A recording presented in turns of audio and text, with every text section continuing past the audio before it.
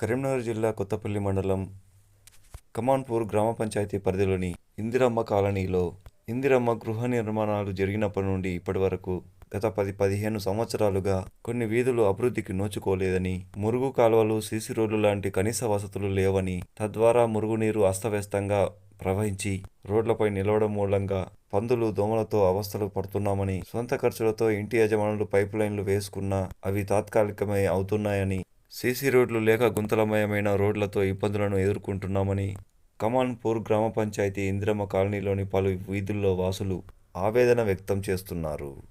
కనీసం ఈ కాంగ్రెస్ పార్టీ ప్రభుత్వంలోనైనా ఇందిరమ్మ కాలనీలపై దృష్టి సారించి మురుగు కాలువలు, సీసీ రోడ్ల నిర్మాణాలను చేపట్టాలని కోరుకుంటున్నారు. రోగాల బారిన పడకుండా ఇబ్బందుల నుండి కాపాడాలని అంటున్నారు.